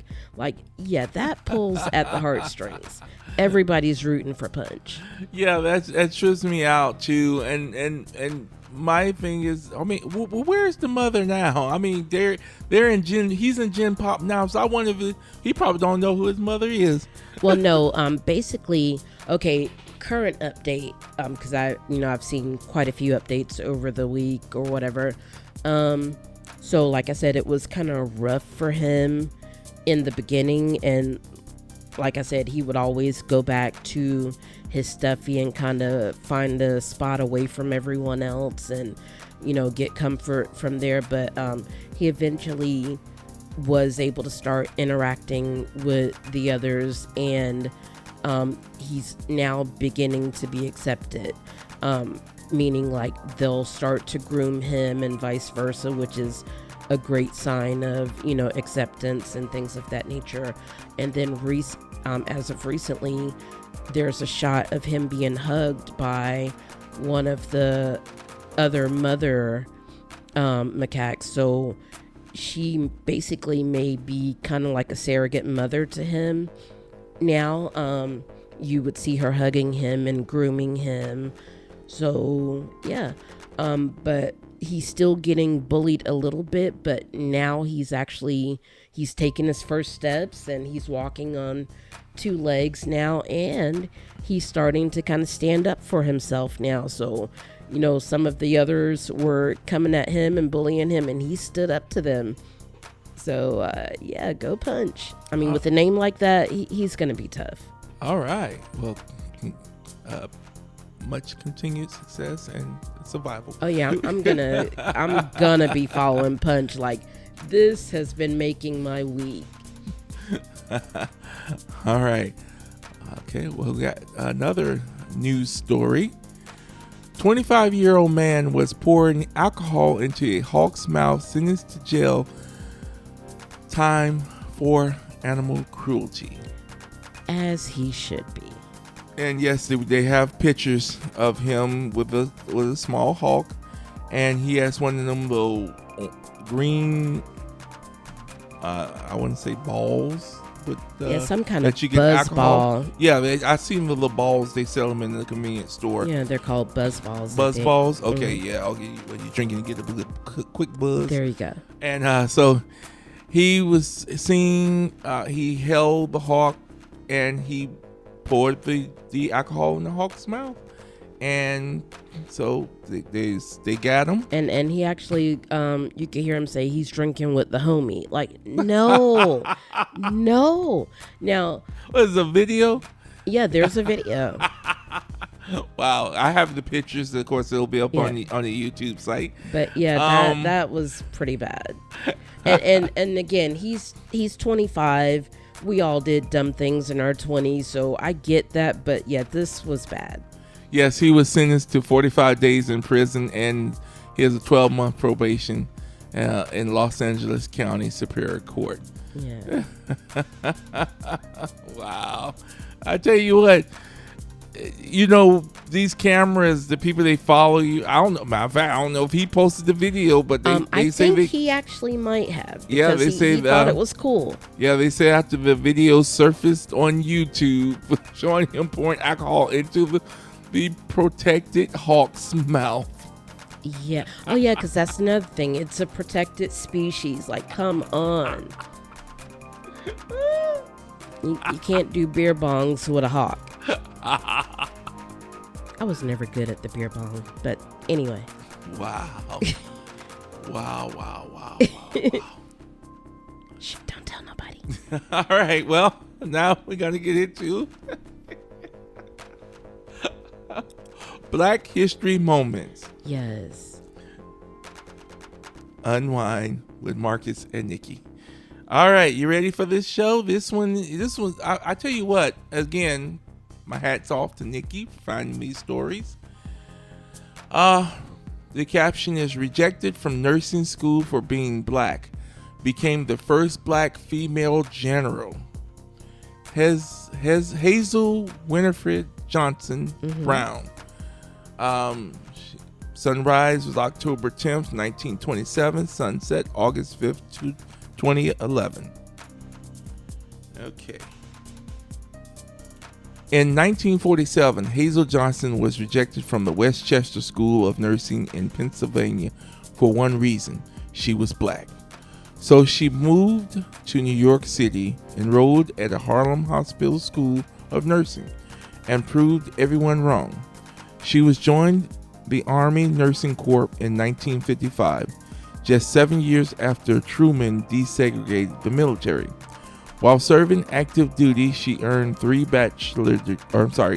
degrees: a bachelor from Villanova in 1959, master's from Columbia in 1963, and a doctorate from Catholic University in 1978. In 1979, she made history twice, promoted to brigadier general and appointed the chief of the Army Nurse Corps, commanding 7,000 nurses across 8 medical centers and hundreds of clinics worldwide. When asked about her promotion, she said, "Race is incidence of birth. I hope the criteria for selection did not include race, but competence." According to historic testimony, she later returned to work at the same hospital that rejected her nursing application, and the woman who turned her away was still there. Hazel told her, "I'm wearing my pin. I've earned it. It's mine to wear." She served until 1983, then taught at Georgetown and George Mason's University. She passed away in 2011 and was buried at the Arlington National Cemetery. This is the story of the woman who turned rejection into revolution, following Black history unfiltered for the stories and they tried to erase. So we salute you, General Hazel Brown. And another one that we never knew about. And coming from a military family, and especially being an Army girl myself, we salute you. Yes, we salute you. All right, Black History Moment, Unwind with us with Marcus and Nikki. And here is the next story. Hold on, going too fast here. Let's see. The little known history of Black men who became America's first paramedics. September 20th, 2022. Paramedics are lifelines in the U.S. community responding to all kinds of medical emergency, and yet the history of the EMS is little known. In American Sirens, the incredible story of Black men who became America's first paramedic, authored by Kevin Hazard, a former paramedic, spotlights the Black men in Pittsburgh who pioneered the profession and formed a model for the emergency medical services that other cities copied. And of course, I have a picture of them on that'll be on the YouTube feed as well. Yes. Okay. This lack of emergency care hit home for Peter Safar, an Australian-born anesthesiologist at the University of Pittsburgh and a pioneer of CPR, who helped develop the modern hospital intensive care unit.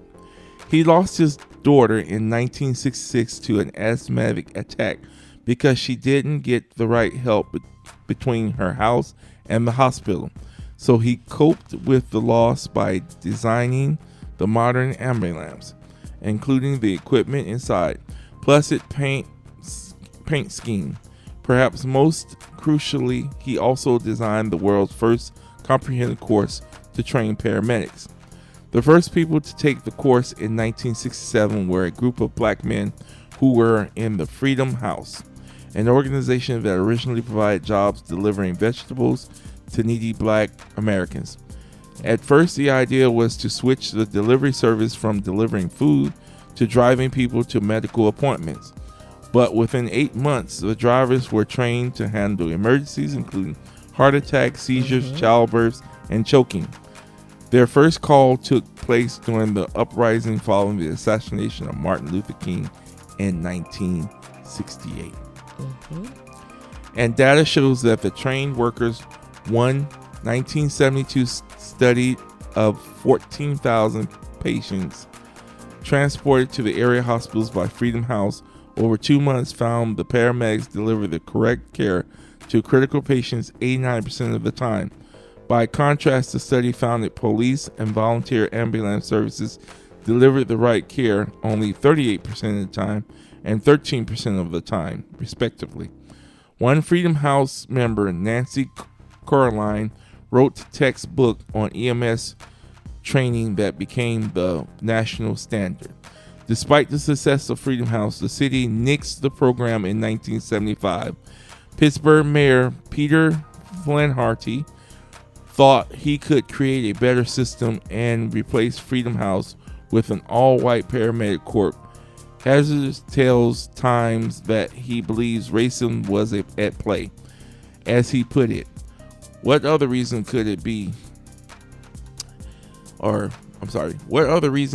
have for not wanting this organization, which was so successful and was a model around the country and around the world, other than the fact that they were an almost entirely Black organization?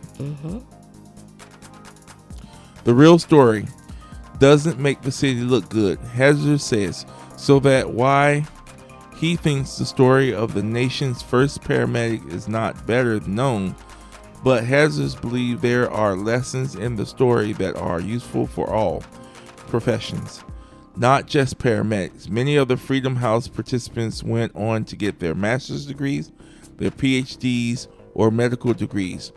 or pursued careers in politics or the upper echelon of the police, EMS, and firefight departments.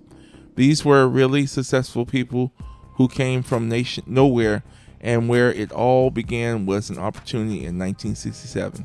Hazard says all it took for a group of young men that the world had written off was one opportunity, and they never looked back from the point. Anyone can reach great heights. They just simply need a single opportunity. That's it. All right. It's amazing the things that we were never taught that are so significant in how our country runs today.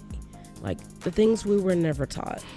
But that's why it's important to not only do the research, but pass these stories and this knowledge down to future generations. All right. Next, we're going to go into food releases. All right. First up, Coca-Cola's adding 2 new flavors to nostalgic soda rebranded lineup. Coca-Cola's added Punching Peach and Thrilling Vanilla to Mr. Pibb's lineup. So now you'll have 3 Mr. Pibb's. The original rebrand announced came in October 2025 with a national rollout plan for 2026. Coca-Cola is adding 2 new variations to its Mr. Pibb brand with bold new twists that leans into both fruity and indulgent taste. Mm-hmm. So you'll have the what's the original is cherry, spicy cherry, and then they'll have simply, which right is Mr. Pibb's, and then you'll have the Mr. Pibb Zero Sugar. Now you'll have Mr. Pibb Punch and Peach, and of course Thrilling Vanilla. That sounds terrible. Yeah, and if you taste it, you're probably gonna like it. I'm kind of curious now. Is that what, the vanilla? Yeah, the vanilla. What does that taste? The vanilla and the peach. I'm gonna have to get one of each. I have to check them out. Maybe I'll do a test. Maybe we'll do a taste test. Sure. I'm down for that. You down for that? All right, that's cool. All right, next we got when and where is Block Jacksonville opening? Okay, so let me explain what Block Jacksonville is. So basically, Block Jacksonville, it actually will open or officially March 20th through the 22nd. It'll be the grand opening. But what it is going to be an open air venue designed as a community gathering space with diverse food options, outdoor seating, and rooms for live entertainment, giving Jacksonville locals 7 more reasons to dine out and plenty of others to have fun and socialize. From James Beard Awards semifinalists and award-winning craft brewers to smash burgers, tacos, ice creams, Jacksonville backyards for great food, live music, and easy hangout. All right. And we will be checking that place out. But let me give you a rundown of some of the, I think, 8 or 9 businesses that are going to be there. And I'll just list the names. But if you watch the YouTube channel, you'll be able to see a little bit more detailed information. So the first place is going to be called Changcho King, and Ecuadorian flavored is opening a new location. The next one's going to be the Bearded Pig, which we've seen those locations around Jacksonville, but they'll have a Bearded Pig there. They'll be doing tender pork, chopped briskets packed with smoked flavor, fall off the bone baby back ribs, and of course all the classic southern side dishes. Okay. All right, next we're gonna have Jess Kitchen Pita Bar. Okay, bold Mediterranean flavor to the mix. They're gonna have flavored packed shawarma, crisp fresh salad, hearty wraps, and satisfying platters. Authentic Mediterranean flavor in every bite. All right, next we're gonna have the Stacked Smash Burger. Their menu is going to include juicy American burger, classic cheeseburger, savory bacon burger, crispy fries and golden onion rings, crunchy tango fried pickles. So, yeah, all right. And then the 5th place is going to be the Hungry Owl Asian Eatery. And this will be their first brick and mortar. So I guess they're primarily a food truck. Okay. All right, and it doesn't have anything. It'll be vibrant Thai and Southeastern Asian dishes packed with the same authentic taste that made fans line up on the streets. All right, number 6 is Dark Side Taco. It brings bold take taco creations to town. Their menus will include smoky adobe chipotle chicken, tender pulled pork, sweet potato and ground beef, savory chorizo blended with ground beef. And number 7 is Slinging Wieners. Okay, then. It says tropical dog. Of course, they'll be on the Hawaiian roll. Chicago dog, which I'll be very interested in that one. Your chili dog, Western cowboy, slaw dog, and the classic dog. So, be interesting to check that out. All right, number 8. Need something sweet? Dairy Joy Tampa old fashioned ice cream is coming to Jacksonville. So I guess this is they'll have 30 plus flavors, a premium ice cream, dip cones that are perfectly country, indulgent boat sundaes, creamy milkshakes, classic root beer floats. All right. Number 9, and this will be the craft beer. Southern Swells Brewing Company is tapping into bold craft beer flavor. And that's what's going to be on the block. And it's going to be located at 7520 Quarter Mill Drive off Gate Parkway, down just north of the IKEA on Jacksonville South Side. All right. All right. Next we have Taco Bell just dropped 2 brand new versions of fan favorite menus. Remix. Decades 2K menu. So I guess they're bringing that back, the 2K. Right. And then they're gonna have was it quesarito? That's you mentioned that. That's already back. Yeah, you mentioned that. And the volcano menu. That's already back. Okay. I mean, that's already. All right. So Taco Bell drops new chicken bacon ranch, cheesy street, chalupa, and nacho fries. So, all right. Next we have, and if you're willing to do this challenge, this is a food challenge they got out there in the world somewhere. It's called the Popeyes and the In-N-Out Burger Food Challenge, and I'm going to say in some kind of words, it looks disgusting. Okay, what is the challenge?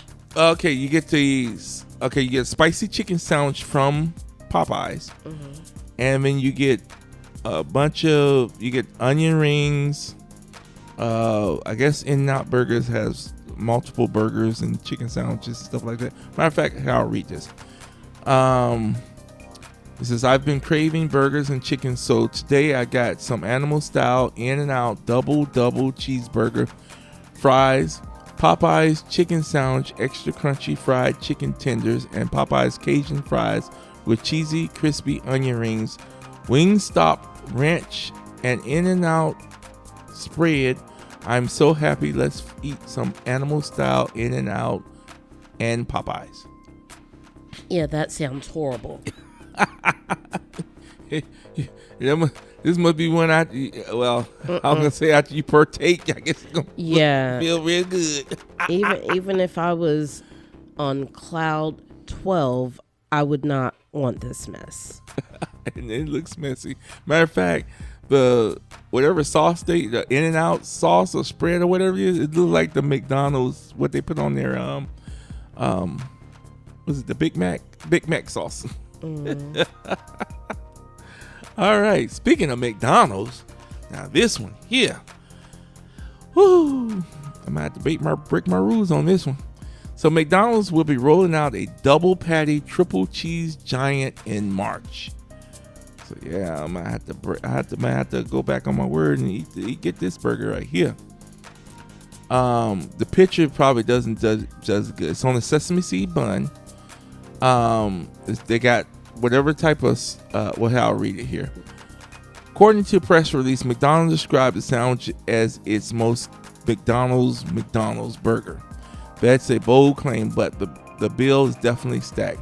The Big Arch Burger features 2 quarter-pounders patties with 3 slices of white cheddar cheese, crispy onions, silver raw onions, shredded lettuce, pickles, and a new Big Arch sauce.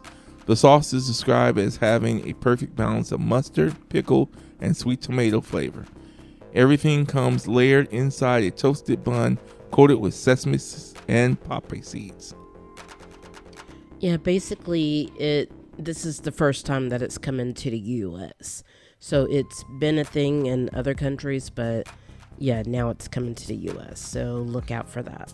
Yeah, supposed to be starting Tuesday, March 3rd. All right. Next, Steak and Shake ditches microwaves. Okay. So what this basically is part of the Robert F. Kennedy initiative. So what they want to do is start preparing the burgers and hopefully get them out to you before they get cold, because you know a lot of these fast food restaurants be nuking their burgers before they give them to you. So they're trying to. They not only are they doing away with the microwaves, they're also changing the grease that they fry their fries in. I guess that's the way of saying it. Yeah, we're going back to the 80s. So they're going to use beef tallow instead of vegetable oils. Yeah, so for everyone who wants saturated fat and thinks it's healthier because we're listening, you know what? Let me not. Let me not. All right, moving on. We're going to go into movies and TVs. All right, so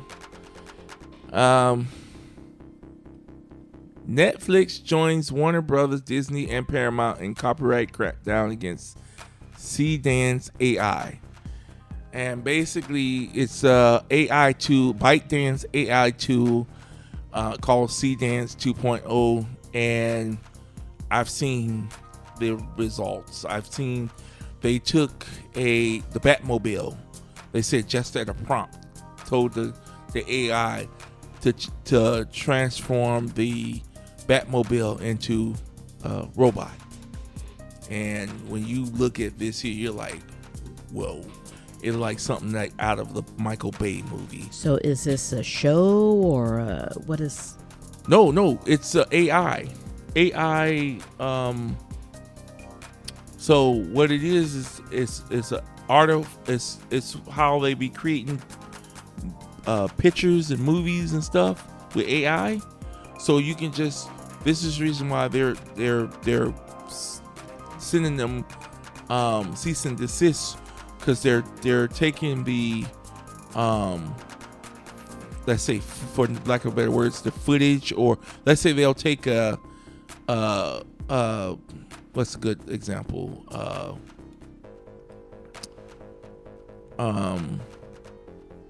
Red Notice. So I don't know who does that movie, but that was the Santa Claus movie, right? So let's just say they take Red Notice and they tell their AI, hey, let's transform Santa's sleigh into a transformer robot. And it is Netflix property. So what they're doing is they're saying, hey, we're going to send you a cease and desist because you're taking our movie, our property, and you're altering it without permission. And so they're sending, so like I say, they're joining Warner Brothers, Disney, and Paramount to crack down on the C-Dance AI. Mm-hmm. And it's by ByteDance, mm-hmm. which is an AI company. Mm-hmm. All right, next we have Super Mario Galaxy movie. Latest teaser has sparked Star Fox theories.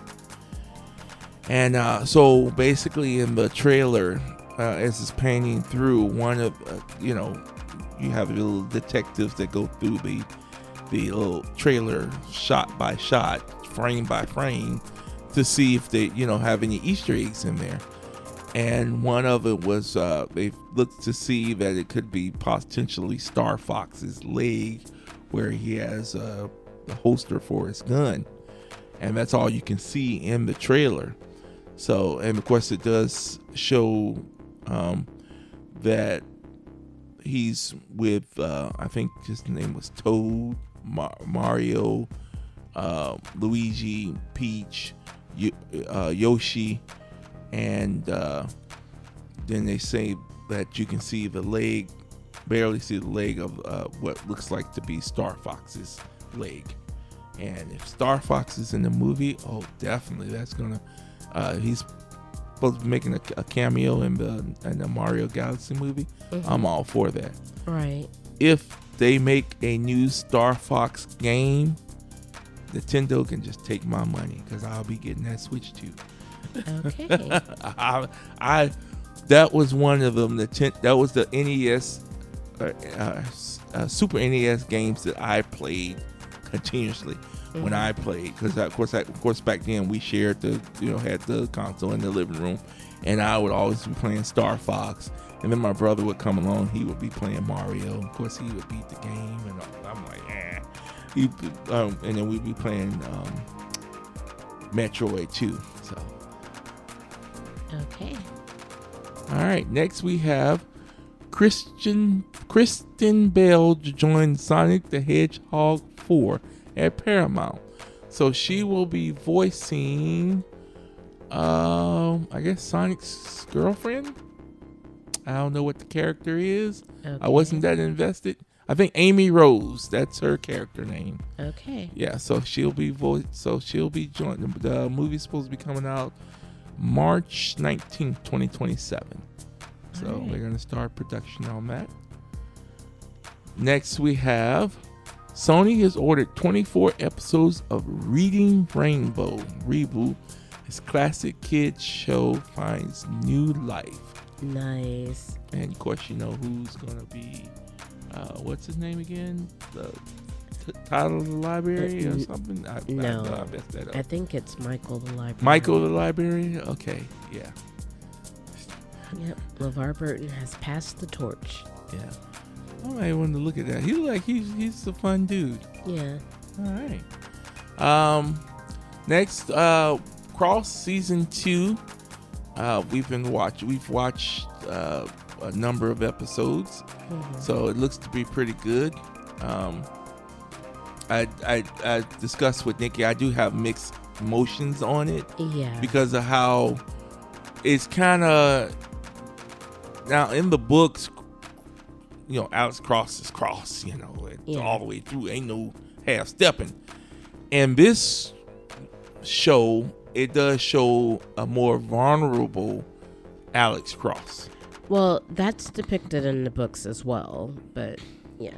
Well, I guess he's doing a real good job, because he's got me like, I'm hooked, but I'm like, it just doesn't. I guess when you see the movies with oh my God. No, because in the books, when James Patterson talks about him, with like his family life and everything, you do see that side of him.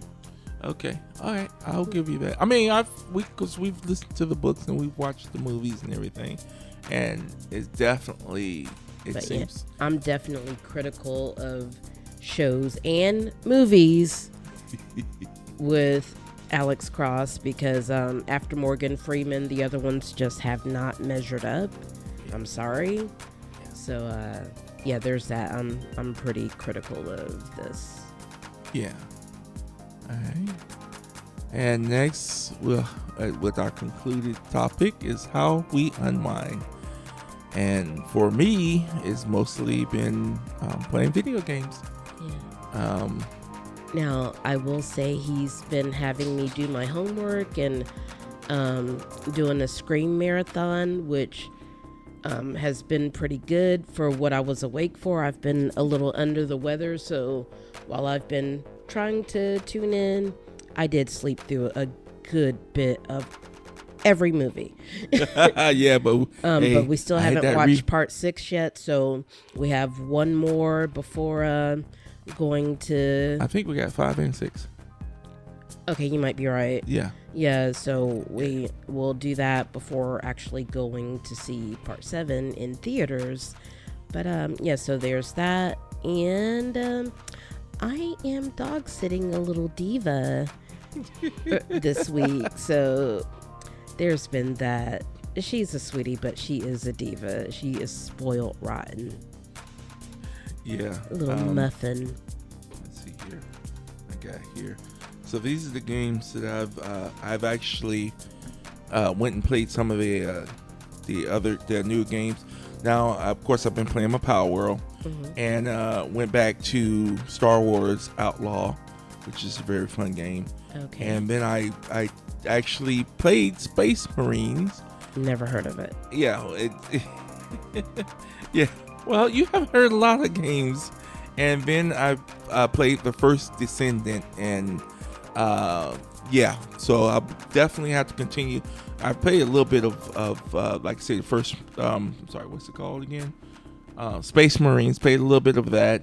Space Marines Warhammer, and I played a little bit of the first Descendant, and I'm liking the first Descendant, the gameplay and everything. It's very, I guess you would say, cyberpunkish, but the Space Marines, it's more along the lines of the other game that I was playing. It slips my mind. What game is that? Are you thinking of, was it Starfield or? No. Doom: The Dark Ages. Okay. It's kind of something like that, except for you're fighting. Doom: The Dark Ages, you got zombies and all kind of stuff and creatures coming at you. But in Space Marines, it's like bug-like creatures. It's kind of like that's kind of like the Starfields, or not Starship Troopers type situation. And you're killing bugs and different size bugs and stuff like that. And I did run into the first boss, and I got my butt handed to me. Right. But yeah, we're going to continue to play that. So that's pretty much what we'll be doing. The how I'll be unwinding. Like I say, we're gonna go see the 7 Scream movie. And I feel like there's something else that's coming up soon, but we'll get back to you on that. Yeah, and next week's show we'll go in more depth to the movies, and because right now nothing other than Scream has came out. There's some other few movies, but this time of the year is kind of slow. At the beginning of the year, and then of course once we get into like April, May, and June, that's when the blockbusters will hit. Right. Like I say, we got Spider-Man Brand New Day coming out, and then shortly thereafter, that the next blockbuster will be Doom 3, and then of course Marvel's Doom movie. I forgot what it's called. Anyway, Marvel's Doom movie. I don't think there's a Doom movie by Marvel. No, Dr. Doom. Okay, well that's not the same thing. Okay, there's a Doom movie with their rackets, and they're going out. They're bottling spice. Okay. Sure. So that will be coming, and actually they're both set to release on the same day on December 19th. Okay. So it's called Doomsday is what they named the two movies together. But if you go see both movies together, it'll be about 5 hours worth of watching. Yeah, I'm not doing that. So, and then of course we got the Minions coming out this year, and we got Toy Story 2 coming out this year. So, and I think there was a third one. But the Mario Galaxy movie's coming out this year as well, I believe. So we got some heavy hitters coming down the pipe. So, but next week I'll definitely give a rundown on the movies for at least the month of March. And as you know, there's a couple that I want to see that may not necessarily be as big, but from the trailers that we've seen, I've seen a couple have caught my eye. Oh yes, and we'll let you know on those too. Yeah. Yeah, such as the Devil's Wealth Prada that's coming. Well, that out. is a big one. Yeah, and I'm looking forward to that. Yeah, they're saying that movie should make $1 billion. So I can believe it. Yeah, because they're saying the first movie did very well. I think it did like almost 700 million. Okay. Don't quote me on that. I'll give the rundown on that. But they're expecting that the Devil Well Prada will be hitting $1 billion because they think it's going to have so much repeat watching because it's been 10 years since the first movie. And a lot of people have watched that movie, and we've watched that movie. Yeah, I've had my share of rewatching several times. Yeah. So, and I'm looking forward to all the gang back together, the whole crew back together. Yes. Bring back Miranda and Andy. Yep, all of them. All right. Well, thank you for unwinding with us. I'm Marcus. And I'm Nikki. Until next time.